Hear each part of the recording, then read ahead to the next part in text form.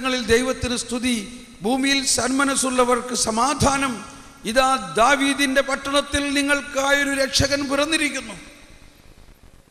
അപ്പോൾ അത്യുന്നതങ്ങളിൽ ദൈവത്തിന് സ്തുതി എന്ന് പറഞ്ഞ് ഓടി പ്രാർത്ഥിച്ചു പോയാൽ പോരാ.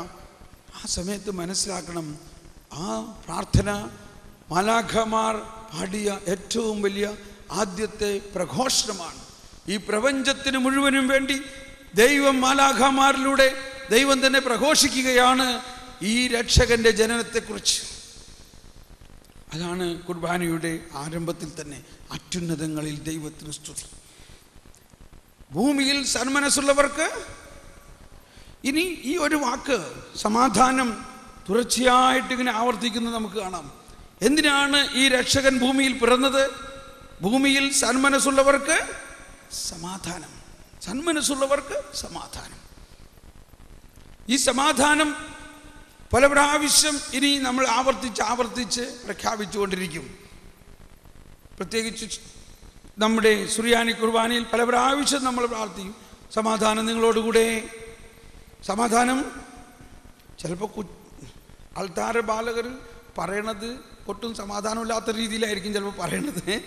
ചില സമയത്ത് അവർ പടക്കം പൊട്ടണമാതിരി പറയും, സമാധാനം നിങ്ങളോട് കൂടെ. അത് കേട്ട് കഴിയുമ്പോൾ നമുക്ക് പ്രയാസം, എൻ്റെ കർത്താവേ ഇവനെന്തായി പറയണേ. അപ്പോൾ അതിൻ്റെ അർത്ഥം ശരിക്ക് ഗ്രഹിച്ച് പറയണം. സമാധാനം നിങ്ങളോട് കൂടെ എന്ന് പറഞ്ഞാൽ ആര് നിങ്ങളോട് കൂടെ എന്നാ? ആര് നമ്മളോട് കൂടെ എന്നാ? യേശു, ദൈവം നമ്മളോട് കൂടെ. അപ്പോൾ ലത്തീൻ കുർബാനയിൽ കർത്താവ് നിങ്ങളോട് കൂടെ എന്ന് പല പ്രാവശ്യം ആവർത്തിച്ച് പ്രഖ്യാപിക്കുന്നുണ്ട്. എന്നപോലെ തന്നെയാണ് സുറിയാനി കുർബാനയിൽ നമ്മൾ സമാധാനം നിങ്ങളോട് കൂടെ എന്ന് പറയുന്നത്. അത് എഫേസോസുകാർക്ക് എഴുതിയ ലേഖനത്തിൽ 2-ാം അധ്യായം 14-ാമത്തെ വചനത്തിന്റെ അടിസ്ഥാനത്തിലാണ്. കാരണം അവൻ നമ്മുടെ സമാധാനമാണ്. കാരണം അവൻ നമ്മുടെ സമാധാനമാണ്. എല്ലാവരും ഈ വചനം ഒരു കരമുയർത്തി ഒന്ന് ഏറ്റുപറഞ്ഞ്, കാരണം അവൻ നമ്മുടെ സമാധാനമാണ്. ഇരുകൂട്ടരെയും അവൻ ഒന്നിപ്പിക്കുകയും ശത്രുതയുടെ മതിലുകൾ തകർക്കുകയും ചെയ്തു. വിശുദ്ധ കുർബാനയും കുടുംബവും എന്നാണ് നമ്മുടെ കൺവെൻഷൻ്റെ ശീർഷകം. കുടുംബത്തെക്കുറിച്ച് ഞാൻ കൂടുതലായിട്ടൊന്നും പറഞ്ഞില്ല, പക്ഷെ ഇന്നലെ പ്രാർത്ഥനയിൽ ഞാൻ പ്രാർത്ഥിച്ചു. ഇനി നമ്മൾ ഇന്നു മുതൽ കുറച്ച് കുടുംബവും കൂടി ഇതിനകത്ത് കലർത്തി പോകണം. അപ്പോൾ എവിടെയാണ് നമുക്ക് ഏറ്റവും കൂടുതൽ സമാധാനം ആവശ്യമുള്ളത്? കുടുംബത്തിൽ. എന്താ കുടുംബത്തിലുള്ള പ്രശ്നം? ശത്രുത, കലഹം, കോപം, മാത്സര്യം, ഇതെല്ലാം കുടുംബത്തിലുണ്ട്. അപ്പോൾ ഇത് നമ്മൾ മനസ്സിൽ ഉണ്ടായിരിക്കുക. അവൻ നമ്മുടെ സമാധാനമാണ്. സമാധാനം നിങ്ങളോട് കൂടെ എന്ന് പറയുമ്പോൾ ആവർത്തിച്ച് ഈ സമാധാനത്തിൻ്റെ രാജാവാണ് ഈ വിശുദ്ധ ബലിയിൽ. സമാധാനത്തിൻ്റെ രാജാവാണ് വിശുദ്ധ ബലിയിൽ. തൻ്റെ അടുത്ത് വന്നിരിക്കുന്ന എല്ലാവർക്കും സമാധാനം നൽകുക. ഈ സമാധാനത്തിൻ്റെ ആശയം വലിയ ഒരു പ്രമേയമാണ് വിശുദ്ധ കുർബാനയുടെ. നമ്മൾ കേട്ടു, കുർബാനയുടെ ആരംഭത്തിൽ തന്നെ അത്യുന്നതങ്ങളിൽ ദൈവത്തിന് സ്തുതി, ഭൂമിയിൽ സന്മനസ്സുള്ളവർക്ക് സമാധാനം. യേശു ജനിച്ചപ്പോൾ മാലാഖമാർ പാടിയത് എല്ലാവർക്കും സമാധാനത്തിന് വേണ്ടിയാണ് യേശു ജനിച്ചത്. ഈ പ്രപഞ്ചം മുഴുവനും എന്താണ് ആ സമാധാനം? ആ സമാധാനത്തിൻ്റെ രാജ്യമാണ് ദൈവരാജ്യം.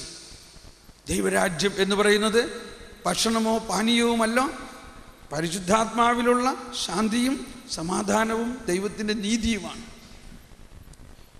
ആ സമാധാനത്തിൻ്റെ ശക്തി പരിശുദ്ധാത്മാവിലൂടെ, ദൈവത്തിൻ്റെ രാജ്യത്തിൻ്റെ സംസ്ഥാപനത്തിലൂടെ ഓരോ ഹൃദയത്തിലെയും പ്രവേശിക്കണം. ഓരോ ഹൃദയത്തിലും അത് പ്രവേശിച്ചുകൊണ്ട് ആ സമാധാനം അവരിലൂടെ കുടുംബങ്ങളിലേക്കും, കുടുംബങ്ങളിൽ നിന്ന് അയൽവാസികളിലേക്കും, അങ്ങനെ ലോകം മുഴുവനിലേക്കും ഈ സമാധാനം പടരണം. വീണ്ടും നമ്മൾ പല പ്രാവശ്യം സമാധാനം നമ്മോടുകൂടെ എന്ന് ഉദ്ഘോഷിക്കുകയും, പ്രത്യേകിച്ച് വിശുദ്ധ കുർബാനയുടെ കുദാശ കർമ്മങ്ങൾ, അനാഫ്രയുടെ ആരംഭത്തിൽ നമ്മൾ വീണ്ടും ആ സമാധാനം പൂർണ്ണമായിട്ട് പ്രഖ്യാപിക്കുകയും ആ സമാധാനം യേശു കൈമാറുകയാണ്. യേശുവിൻ്റെ ബലിയർപ്പണത്തിന് മുൻപ് അന്ത്യത്താഴവേളയിൽ യേശു തന്നെ പ്രഖ്യാപിച്ചു, ഞാൻ എൻ്റെ സമാധാനം നിങ്ങൾക്ക് തന്നിട്ട് പോവുകയാണ്. ഇത് ലോകം നൽകുന്ന പോലെയുള്ള സമാധാനമല്ല. അതിനുശേഷം യേശു ഉയർത്തെഴുന്നേറ്റതിന് ശേഷം ആദ്യം പറഞ്ഞത് എന്താ? ഉയർത്തെഴുന്നേറ്റ യേശു ആദ്യം പ്രഖ്യാപിച്ചത് എന്താ? നിങ്ങൾക്ക് സമാധാനം. കണ്ടോ? അപ്പോൾ ഈ 3 രഹസ്യം നോക്കുക. യേശു ജനിച്ച സമയത്ത് ദൈവം മാലാഖമാരിലൂടെ പ്രഖ്യാപിച്ചു, അത്യുന്നതങ്ങളിൽ ദൈവത്തിന് സ്തുതി, ഭൂമിയിൽ എല്ലാവർക്കും സമാധാനം, സന്മനസ്സുള്ളവർക്ക് സമാധാനം. യേശുവിൻ്റെ പീഡാസഹനത്തിൻ്റെ മധ്യത്തിൽ യേശു പറയുകയാണ്, എൻ്റെ സമാധാനം ഞാൻ നിങ്ങൾക്ക് നൽകുകയാണ്. യേശു ഉയർത്തെഴുന്നേറ്റതിന് ശേഷം ആദ്യം പറഞ്ഞത് എന്താണ്? നിങ്ങൾക്ക് സമാധാനം. അപ്പോൾ യേശുവിൻ്റെ രക്ഷാകര പദ്ധതിയിലൂടെ, ആ രക്ഷാകര പദ്ധതി ഓരോ വിശുദ്ധ കുർബാനയും നമ്മൾ അനുഭവിക്കുമ്പോൾ ആ അനുഭവത്തിൻ്റെ ആകത്തുക നമ്മളിൽ എന്താണ് തരാൻ പോകുന്നത്? എന്താ നമ്മളിലേക്ക് നൽകാൻ പോകുന്നത്? സമാധാനം നമ്മോട് കൂടെ. അപ്പോൾ സമാധാനത്തിൻ്റെ ഒരു വലിയ നീരരുവി, ഒരു വലിയ അരുവി വിശുദ്ധ കുർബാനയിൽ ആരംഭം മുതൽ അവസാനം വരെ ഇങ്ങനെ ഒഴുകിക്കൊണ്ടിരിക്കുന്നതായിട്ട് നമുക്ക് കാണാൻ സാധിക്കും. ഈശോയുടെ ജനനം വിശുദ്ധ ബലിയിൽ ഇത് നമ്മൾ ആഘോഷിച്ചു. ഈശോ ജനിച്ചു. ആ ജനിച്ച ഈശോ പിതാവിൻ്റെ ഹിതം നിറവേറ്റുകയാണ്, ദൈവരാജ്യം സംസ്ഥാപിതമാക്കുകയാണ്. തുടർന്ന് നമ്മൾ പ്രാർത്ഥിക്കുന്നത്, ആദ്യം അവിടുത്തെ രാജ്യവും നീതിയും അന്വേഷിക്കുക, ബാക്കിയുള്ളതെല്ലാം കൂട്ടിച്ചേർക്കപ്പെടും എന്ന് യേശു തന്നെ നമ്മളെ പഠിപ്പിച്ചു. ആ അവിടുത്തെ രാജ്യത്തിന് വേണ്ടിയുള്ള പ്രാർത്ഥനയാണ്. അങ്ങനെയാണ് നമ്മൾ പല പ്രാവശ്യം ആ പ്രാർത്ഥന, സ്വർഗസ്ഥനായ ഞങ്ങളുടെ പിതാവേ എന്നുള്ള പ്രാർത്ഥന ഉരുവിട്ട് പ്രാർത്ഥിക്കുകയാണ്. ഈ പ്രാർത്ഥനയെക്കുറിച്ചും അല്പം പരാമർശിക്കേണ്ടിയിരിക്കുന്നു. നമ്മൾ പലപ്പോഴും സ്വർഗസ്ഥനായ പിതാവേ എന്നുള്ള പ്രാർത്ഥന പ്രാർത്ഥിക്കുമ്പോൾ അതിൻ്റെ അർത്ഥവും വ്യാപ്തിയും അറിഞ്ഞിട്ടാണോ പ്രാർത്ഥിക്കുന്നത്? കത്തോലിക്ക കാറ്റഗിസത്തിൽ പറയുന്നത് ഇതാണ്: it is not a prayer to be mechanically repeated. It's not like a formula to be repeated mechanically എന്നാണ് പറയുന്നത്. But it is the whole sum and substance of the Bible. സ്വർഗസ്ഥനായ പിതാവേ എന്നുള്ള പ്രാർത്ഥന യാന്ത്രികമായി ഉരുവിടുന്ന ഒരു മന്ത്രമല്ല, മറിച്ച് അതിൽ ദൈവരാജ്യത്തിൻ്റെ രഹസ്യങ്ങൾ മുഴുവനും അടങ്ങിയിരിക്കുന്നു. സുവിശേഷം മുഴുവനും ആ പ്രാർത്ഥനയിൽ അടങ്ങിയിരിക്കുന്നു. രക്ഷാകര രഹസ്യത്തിൻ്റെ രഹസ്യങ്ങൾ അതിൽ അടങ്ങിയിരിക്കുന്നു. അതുകൊണ്ടാണ് പ്രത്യേകിച്ച് സുറിയാനി കുർബാനയിൽ പല പ്രാവശ്യം നമ്മൾ ആവർത്തിച്ച് സ്വർഗസ്ഥനായ പിതാവേ എന്ന് പ്രാർത്ഥിക്കുന്നുണ്ട്. പല സ്ഥലത്തും കുടുംബ പ്രാർത്ഥനയിലെല്ലാം നമ്മൾ പങ്കെടുക്കാൻ എന്തെങ്കിലും കാരണവശാൽ ഒരു കുടുംബത്തിൽ ചെന്നു, സന്ധ്യാസമയത്ത് അവരുടെ കുടുംബ പ്രാർത്ഥന നടന്നുകൊണ്ടിരിക്കുക. അപ്പോൾ ശരി, നിങ്ങൾ പ്രാർത്ഥിച്ചോ, ഞാനും കൂടെ പ്രാർത്ഥിക്കാമെന്ന് പറയും. പക്ഷേ ചില സ്ഥലത്ത് അവർ പ്രാർത്ഥിക്കുന്നത് എന്തെന്ന് ഒട്ടും മനസ്സിലാക്കാൻ പറ്റുന്നില്ല. ഒരു സൂപ്പർ ഫാസ്റ്റ് എക്സ്പ്രസ് പോലെ സ്വർഗസ്ഥനായ പിതാവും അങ്ങ് ഓടുകയാണ്. സ്വർഗസ്ഥനായ പിതാവ് അമീൻ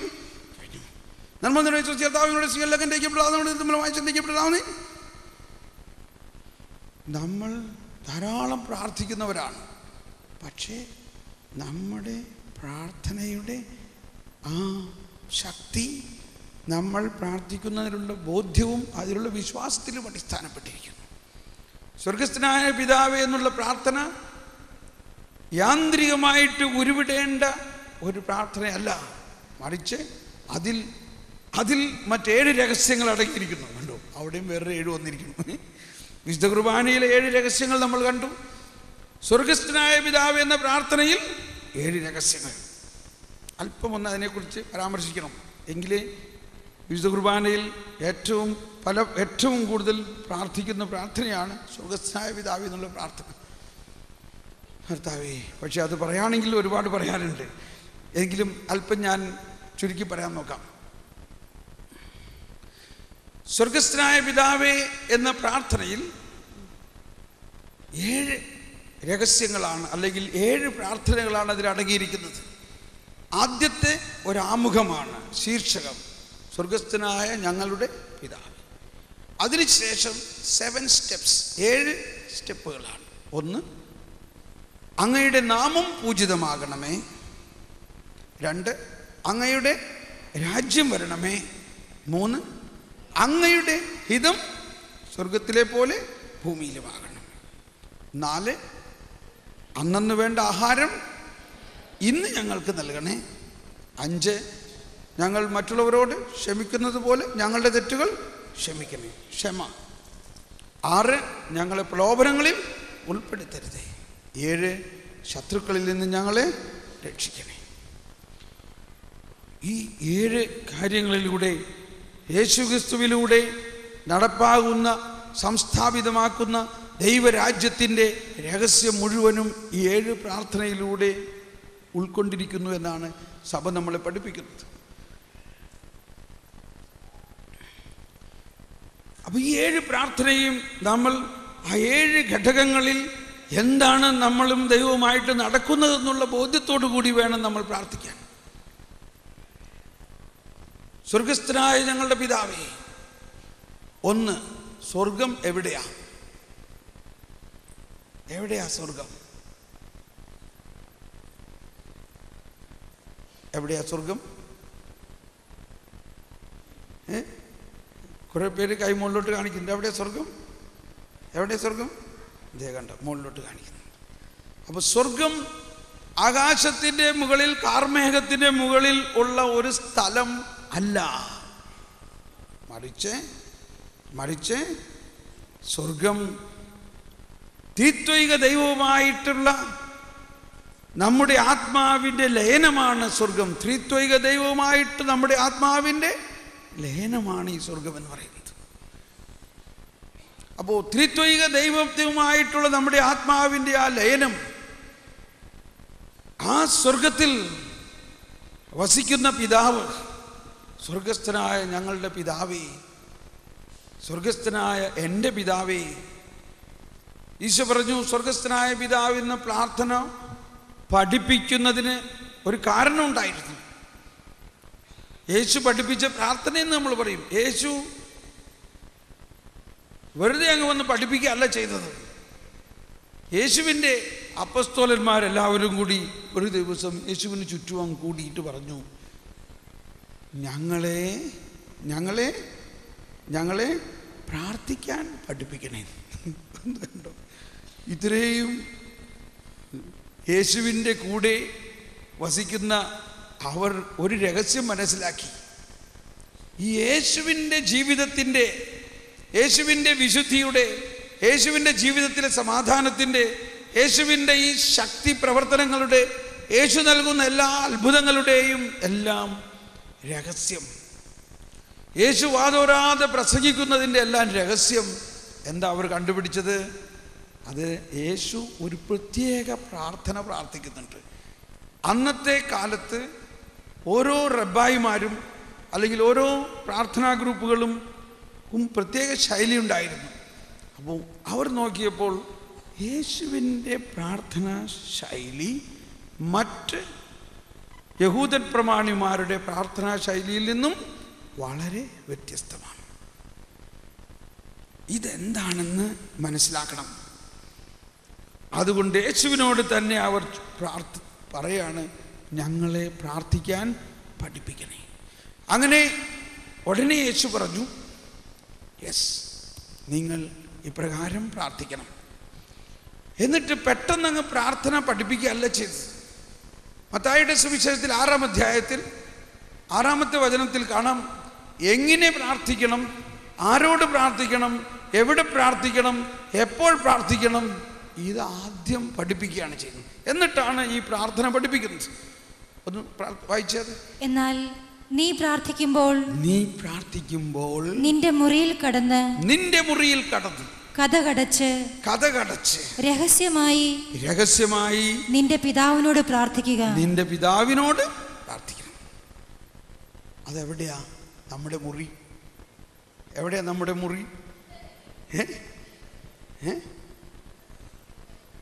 നമ്മുടെ ഹൃദയം.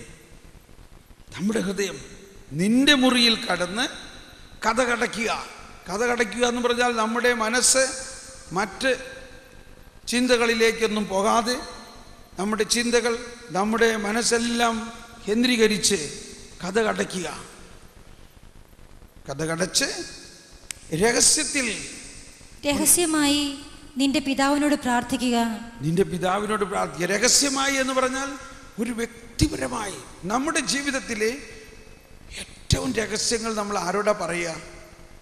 നമ്മൾ ഏറ്റവും കൂടുതൽ സ്നേഹിക്കുന്ന, നമ്മൾ ഏറ്റവും കൂടുതൽ വിശ്വസിക്കുന്ന, നമ്മളുമായിട്ട് ഏറ്റവും കൂടുതൽ ഉറ്റ ബന്ധമുള്ള ഏതെങ്കിലും വ്യക്തിയോട് നമ്മൾ പറയും. കാരണം നമുക്ക് നല്ല ഉറപ്പുണ്ട് ഈ വ്യക്തിയോട് പറഞ്ഞാൽ അത് വേറെ ആരും അറിയില്ല. അതാണ് രഹസ്യം എന്ന് പറഞ്ഞത്. അപ്പോൾ നമ്മളിൽ വസിച്ചുകൊണ്ട് നമ്മുടെ എല്ലാ രഹസ്യങ്ങളും അറിയുന്ന നമ്മുടെ ആ പിതാവ് വ്യക്തിപരമായി ഹിസ് സോ പേഴ്സണൽ, വ്യക്തിപരമായി നമ്മുടെ എല്ലാം അറിയുന്ന ആ പിതാവിനോട് നീ പ്രാർത്ഥിക്കുക. എന്നിട്ടാണ് പ്രാർത്ഥന പഠിപ്പിക്കുന്നത്. അപ്പോൾ പ്രാർത്ഥന പഠിപ്പിക്കുന്നതിന് മുൻപ് എങ്ങനെ പ്രാർത്ഥിക്കണം എന്നുകൂടി പഠിപ്പിച്ചതിന് ശേഷമാണ് ഈ പ്രാർത്ഥന പഠിപ്പിക്കുന്നത്. ഇത് കൂടുതൽ വിശദമായി പോവുകയാണ്. എങ്കിലും ഇത് വളരെ ആവശ്യമാണ്. കാരണം നമ്മുടെ പ്രാർത്ഥനയുടെ, നമ്മുടെ വിശുദ്ധ കുർബാനയുടെ വലിയ ഒരു ഘടകമാണ് സ്വർഗസ്ഥനായ പിതാവേ എന്നുള്ള പ്രാർത്ഥന. അതുകൊണ്ട് നിങ്ങളിത് കുറച്ചല്പം ഞാൻ സമയം എടുത്തേക്കാം, എങ്കിലും ഇത് നമ്മൾക്ക് വളരെ വിജയകരമായിരിക്കും. ഞാൻ ഓർക്കുകയാണ്, ഒരു ധ്യാനത്തിൽ ഒരു ദിവസം മുഴുവനും എടുത്തു വിശുദ്ധ കുർബാന, ഈ സ്വർഗസ്ഥനായ പിതാവിനെ കുറിച്ച് വിവരിക്കാൻ. സ്വർഗസ്ഥനായ പിതാവ് എന്നുള്ള പ്രാർത്ഥന പൂർണ്ണമായിട്ട് വിവരിക്കാൻ ഒരു ദിവസം മുഴുവനും എടുത്തു. അതിനുശേഷം അതിനെ ആസ്പദമാക്കി 5 ദിവസത്തെ ഒരു ധ്യാനം ഉണ്ടാക്കി. ഈ ഒരു ദിവസത്തെ മുഴുവൻ ക്ലാസ് എടുത്തു കഴിഞ്ഞപ്പോൾ അതിൽ കൂടിയിരുന്ന ഒരു വലിയ വ്യക്തി വന്നൊരു സാക്ഷ്യം പറഞ്ഞു. അദ്ദേഹം പറഞ്ഞു, ഞാൻ ഒരു ഇൻ്റർനാഷണൽ ബാങ്കിൽ ജോലി ചെയ്ത് റിട്ടയറായ ഒരു വ്യക്തിയാണ്. എനിക്കിപ്പോൾ 65 വയസ്സായി. എൻ്റെ തലമുടിയെല്ലാം നരച്ചു. അദ്ദേഹത്തിൻ്റെ തലമുടി മുഴുവൻ നരച്ചിരിക്കുകയാണ്. ഞാൻ ഈ ലോകം മുഴുവനും സഞ്ചരിച്ചിട്ടുണ്ട്, ഒരുപാട് രാജ്യങ്ങളിൽ ജോലി ചെയ്തിട്ടുണ്ട്, പക്ഷേ പലതും ഞാൻ പഠിച്ചിട്ടുണ്ട്. പക്ഷേ എൻ്റെ ഈ 65-ാമത്തെ വയസ്സിലാണ് ഞാൻ സ്വർഗസ്ഥനായ പിതാവേ എന്നുള്ള പ്രാർത്ഥനയുടെ അർത്ഥം എന്താണെന്ന് പൂർണ്ണമായി പഠിച്ചത്.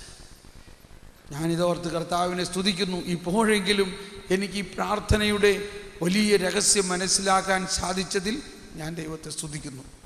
വാസ്തവത്തിൽ ഇങ്ങനെയാണ് പല കാര്യങ്ങളും നമ്മൾ ഏറ്റവും കൂടുതൽ പ്രാർത്ഥിക്കുന്ന ചില പ്രാർത്ഥനകളെല്ലാം നമ്മളതിൻ്റെ യഥാർത്ഥ അർത്ഥം മനസ്സിലാക്കാതെ ഇങ്ങനെ പ്രാർത്ഥിച്ചു പോവുകയാണ്. ഓക്കെ, ഞാനത് ഓർത്തത് കർത്താവിനെ മഹത്വപ്പെടുത്താൻ വേണ്ടി പറഞ്ഞതാണ്. അദ്ദേഹത്തിൻ്റെ സാക്ഷ്യം, പരസ്യമായിട്ട് പറഞ്ഞ സാക്ഷ്യം എന്ന പോലെ നമ്മൾ വിശുദ്ധ കുർബാനയിലും നമ്മുടെ ഭവനത്തിലുമെല്ലാം സ്വർഗസ്ഥനായ പിതാവേ എന്നുള്ള പ്രാർത്ഥന പ്രാർത്ഥിക്കുമ്പോൾ വളരെ പ്രത്യേകമായിട്ടൊരു പ്രാർത്ഥനയാണതെന്ന് മനസ്സിലാക്കി പ്രാർത്ഥിക്കണം. അതുകൊണ്ടാണ് വിശുദ്ധ കുർബാനയിൽ അതിന് വലിയൊരു സ്ഥാനം കൊടുത്തിരിക്കുന്നത്. ആദ്യത്തെ അതിൻ്റെ തലം സ്വർഗസ്ഥനായ ഞങ്ങളുടെ പിതാവേ. പിതാവും നമ്മളുമായിട്ടുള്ള ബന്ധമാണ് അവിടെ ഏറ്റവും പ്രധാന വിഷയം. നമ്മുടെ പ്രാർത്ഥനകളെല്ലാം പിതാവിലേക്കാണ് പോകുന്നത്. എല്ലാ പ്രാർത്ഥനകളും പിതാവിലേക്കാണ്, പിതാവിലേക്ക്, ക്രിസ്തുവിലൂടെ പിതാവിലേക്ക്. സ്വർഗസ്ഥനായ ഞങ്ങളുടെ പിതാവേ. പിതാവും പുത്രനുമായിട്ടുള്ള ബന്ധം നമ്മുടെ ജീവിതത്തിൽ, പിതാവും പുത്രനുമായിട്ടുള്ള ആ ബന്ധത്തിൽ പൂർണ്ണ അനുഭവം ഉണ്ടായിരിക്കണം. എപ്രകാരമാണ് നമ്മളും ദൈവപിതാവുമായിട്ടുള്ള ബന്ധം? ഒരു കഥ പറയാം. ഒരിക്കൽ ഒരു ബിൽഡിങ്ങിനെ തീപിടിച്ചു. ആ ബിൽഡിംഗ് വളരെ ഉയരമുള്ള ബിൽഡിങ്ങിന് തീപിടിച്ചു. ആളുകൾ, ഫയർ ഫൈറ്റേഴ്സ്, അഗ്നിശമന ആളുകൾ, ഫയർ ബ്രിഗേഡുകളെല്ലാം വന്ന് അതിൽ നിന്ന് ആളുകളെ രക്ഷപ്പെടുത്തിക്കൊണ്ടിരിക്കുകയാണ്. പെട്ടെന്ന് പറയാം. അപ്പോൾ അതിൻ്റെ ബാൽക്കണിയിൽ ഒരു ബാലൻ, ചുറ്റും അഗ്നി, അവന് രക്ഷപ്പെടാൻ സാധിക്കുന്നില്ല. അവർ ഫയർ ഫൈറ്റിംഗ് സ്ക്വാഡ്, പോലീസുമെല്ലാം ബിൽഡിങ്ങിൻ്റെ മുറ്റത്ത് ഒരു വലിയ നെറ്റ് കെട്ടിയിട്ടുണ്ട്. ആ നെറ്റിലേക്ക് നീ എടുത്ത് ചാടിക്കൊള്ളാൻ പറഞ്ഞു. ഇവർ മൈക്ക് വെച്ച് പറയുകയാണ്, മകനെ, നിന്റെ ജീവിതം അപകടത്തിലാണ്, നിന്നെ ഞങ്ങൾക്ക് അവിടെ വന്ന് രക്ഷിക്കാൻ പറ്റില്ല. ഇതാ നിനക്ക് വേണ്ടി ഞങ്ങൾ ഇവിടെ ഒരു നെറ്റ് ഇട്ടിരിക്കുകയാണ്. ഈ വലയിലേക്ക് നീ കുതിച്ച് ചാടിക്കോ, ഞങ്ങൾ നിന്നെ താക്കിക്കൊള്ളാം. ആളുകളെല്ലാം കൂടിയിരിക്കുകയാണ് ഇവനെ ഒന്ന് രക്ഷിക്കാൻ വേണ്ടി. പക്ഷേ അവന് ചാടണമെന്ന് ആഗ്രഹമുണ്ട്, പക്ഷെ അവന് ചാടാൻ പറ്റുന്നില്ല. അവൻ അതിനുള്ള ധൈര്യമില്ല. അവൻ ചാടാൻ വേണ്ടി കുതിക്കുന്നുണ്ട്, പക്ഷെ വീണ്ടും പിന്നോക്കം പോവുക. പോലീസും ഫയർ ഫൈറ്റിംഗുകാരും ആകെ വിഷമിച്ചു. ഇവനെ എങ്ങനെയെങ്കിലും രക്ഷിച്ചിടണം, അവരുടെ ഉത്തരവാദിത്വമാണ്. ഈ ഇൻസ്പെക്ടർ ആകെ പ്രയാസപ്പെട്ടുകൊണ്ടിരിക്കുകയാണ്. അയാൾ പല പ്രാവശ്യം പറയും, നീ ചാടിക്കോ, ഞങ്ങൾ ഇതിനെ താങ്ങിക്കൊള്ളാം. അവൻ ചാടാൻ പറ്റുന്നില്ല. എന്ത് ചെയ്യും? അവസാനം ഇയാൾക്കൊരു ഐഡിയ കിട്ടി. ഇയാൾ പറയാണ്, എവിടെയാ ഈ പയ്യൻ്റെ അപ്പൻ? എവിടെയാ അവൻ്റെ അപ്പൻ? എവിടെ വളർത്തുണ്ടോ? അപ്പൻ അവിടെ മൂലക്കിലിരുന്ന് കരഞ്ഞുകൊണ്ടിരിക്കുക മോൻ്റെ ജീവിതത്തിൽ. അപ്പനെ വിളിച്ചിട്ട് പറഞ്ഞു, താനിങ്ങോട്ട് വന്നേ, നിങ്ങളൊന്ന് പറഞ്ഞേ നിങ്ങളുടെ മോനോടൊന്ന് ചാടാനായിട്ട്. കണ്ടോ ഈ പോലീസ് ഉദ്യോഗസ്ഥനുണ്ടായ ബുദ്ധി, അല്ലെങ്കിൽ ദൈവം കൊടുത്ത ആ ബുദ്ധി. അപ്പൻ അവിടെ വന്ന് പറഞ്ഞു, മോനെ, അപ്പൻ ഇവിടെ ഉണ്ട്, നീ ചാടിക്കോ. അപ്പൊ അവൻ കുതിച്ചൊരു ചാട്ടം. കണ്ടോ, കുതിച്ചൊരു ചാട്ടം. അവൻ അങ്ങനെ വലയിലേക്ക് അവൻ വീണു. അവൻ രക്ഷപ്പെടുത്തി. കണ്ടോ, ഇത്രയും പട്ടാളമൊക്കെ ഉണ്ടായിട്ട് ഇത്രയും ആളുകൾ കൂടി പറഞ്ഞിട്ട് അവൻ ചാടിയോ? അവന് ചാടാൻ പറ്റുന്നില്ല. പക്ഷേ അവൻ്റെ പിതാവ് പറയാൻ, മോനെ, നീ ചാടിക്കോ, ഞാനിവിടെ ഉണ്ടടാ എന്ന് പറഞ്ഞപ്പോൾ അവൻ്റെ അകത്ത് ഒരു വലിയ ശക്തി. ഇതാണ് പ്രാർത്ഥനയുടെ രഹസ്യം. പ്രാർത്ഥനയുടെ രഹസ്യം നമ്മളും പിതാവുമായിട്ടുള്ള ആ രഹസ്യമായ ബന്ധം, അഗാഢമായ ബന്ധം. ഇത് വിശുദ്ധ കുർബാനയിൽ മുഴുവനും ഉടനീളം നമുക്ക് അനുഭവമാകണം. പിതാവുമായിട്ടുള്ള ബന്ധമാണ് അവിടെ. സ്വർഗസ്ഥനായ ഞങ്ങളുടെ പിതാവേ.